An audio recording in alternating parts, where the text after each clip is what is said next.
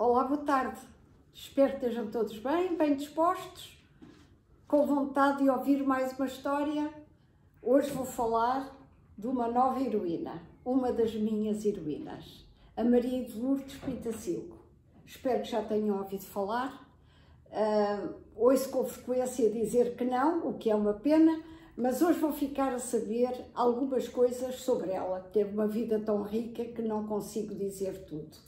Mas antes vou, como de costume, apresentar-me para quem não me conhece e ainda não ouviu as minhas histórias. Eu sou a Rosabela Afonso, autora de alguns livros, sobretudo para jovens, mas como me dizem alguns amigos e eu gosto de ouvir, eu escrevo para todas as idades. Espero que seja verdade, que não seja só gentileza de amigos e leitores mais próximos. Dá-me uma grande satisfação pensar que sim, que escrevo para todas as idades.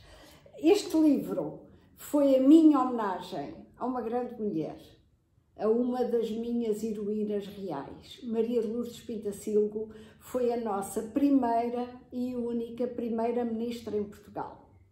Quem a indigitou foi o general António Ramalho Eanes, nosso ex-presidente da República, e tenho o grato prazer de ter o prefácio deste livro escrito por ele. Foi uma gentileza que muito agradeço, porque é uma pessoa que eu muito admiro e penso que todos os portugueses o têm em grande conta e o admiram. Quero também dizer que as ilustrações são da Sara Afonso, arquiteta, artista plástica, e também minha filha, que é um prazer e uma honra, um orgulho ser mãe da Sara Afonso. Começando por falar da Maria de Lourdes Pintacilgo enquanto a personagem deste livro e a nossa heroína de hoje, eu vou-vos ler uma frase que é dela. Se queremos um futuro melhor, o futuro começa hoje e está nas nossas mãos.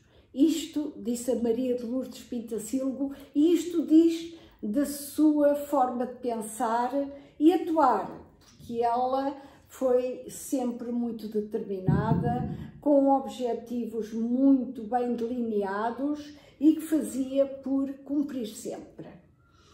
A Maria de Lourdes nasceu em Abrantes e viveu em Abrantes até aos 7 anos. Aos 7 a família mudou-se para Lisboa e aí ela fez o ensino escolar a partir dos 7 anos. Quando foi para o Liceu Dona Filipa de Lencastre, foi sempre muito boa aluna. No Dona Filipa, do princípio ao último ano, ela esteve sempre na turma a turma dos melhores alunos do Liceu, alunas, porque naquele tempo as meninas e os rapazes não tinham turmas mistas, era turmas para meninas, turmas para rapazes. E isto para os privilegiados que iam à escola, que de facto não era para todos naquela época. Aliás, no ano que a Maria de Lourdes nasceu, ela nasceu a 18 de janeiro de 1930.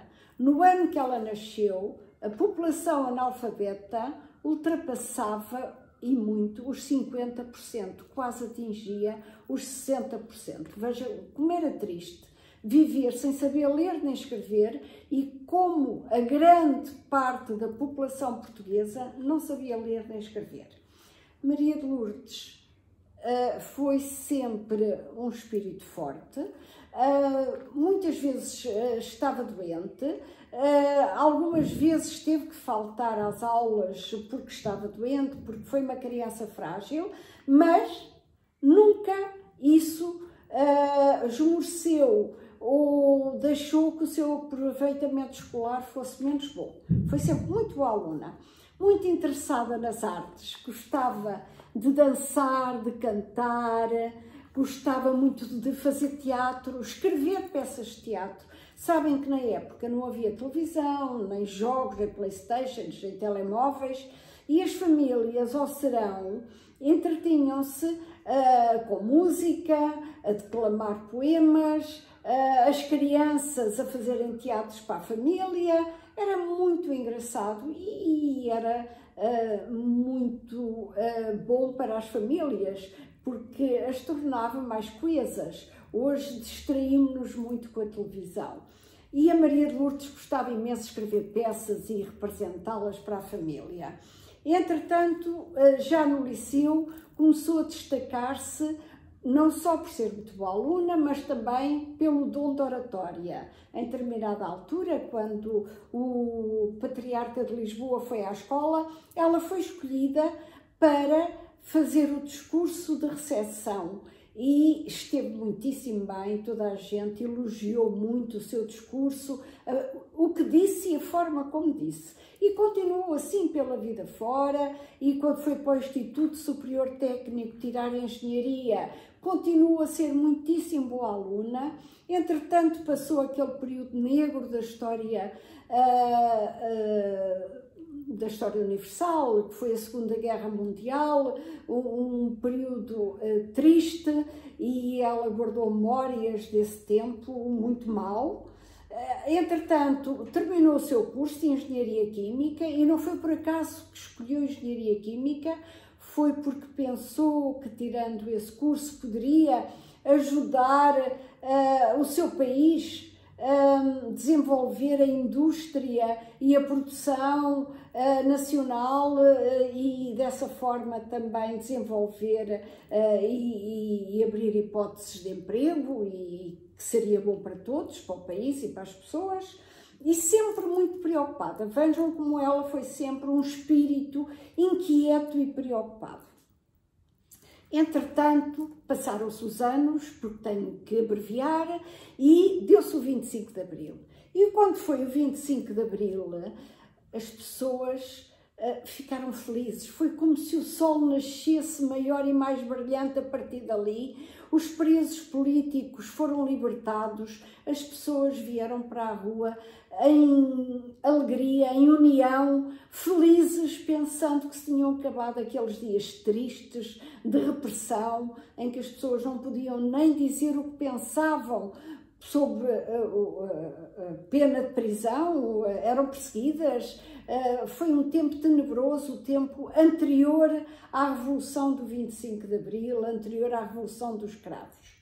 E foi nesse ambiente de festa e de alegria que a Maria de Lourdes Pintacilgo foi convidada primeiro para Secretária de Estado da Segurança Social, depois no governo seguinte para Ministra dos Assuntos Sociais, e como os governos nessa altura se sucediam a grande velocidade, a seguir o então Presidente da República, General Ramalhianes, indigitou a Primeira-Ministra. Foi nessa altura que ela foi a Primeira-Ministra de Portugal, sendo que foi a segunda em toda a Europa, e o seu governo, o único chefiado por uma mulher, foi aplaudido e bem visto pela população. Quer dizer que ela fez um bom trabalho. Durante a sua governação foram tomadas medidas importantes, medidas para o país e para os seus cidadãos e cidadãs, como, por exemplo, a aprovação da lei que criou o Serviço Nacional de Saúde. E estávamos em 1979. Sabem que até aí não havia Serviço Nacional de Saúde? Era muito difícil para os mais pobres aceder a uma consulta médica. Era uma impossibilidade, na prática era uma impossibilidade. Dando prioridade a questões sociais que tanto a preocupavam, foi o governo que, em tão pouco tempo, fez mais leis e que mais trabalhou.